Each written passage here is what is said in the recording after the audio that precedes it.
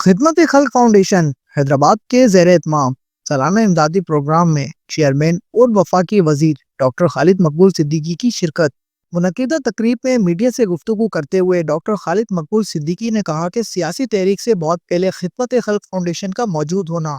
اس بات کی دلیل ہے کہ ایم کیو ایم کی سیاست خدمت کی بنیاد پر ہے۔ کے معاملے ہیں ایم کیو ایم نے ہمیشہ پوری کیے، لیکن ایک جانب ہم ہیں اور دوسری جانب وہ طاقتیں، وہ قوتیں کہ اسی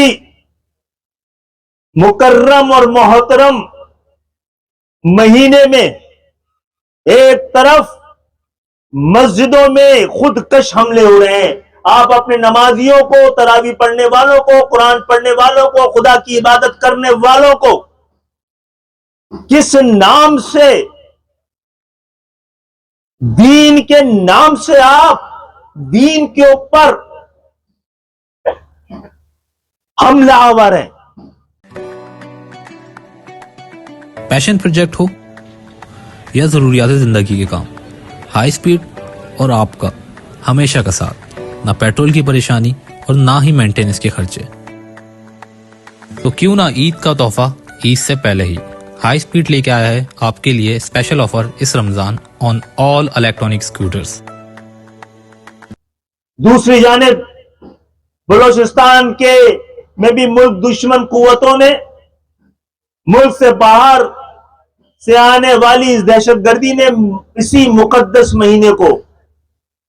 تو اس مقدس مہینے میں یہ تو زمانے جہالت میں بھی رمضان میں جاہل قبائل آپس میں جنگ نہیں لڑتے تھے، اور اس بات کی ضرورت ہے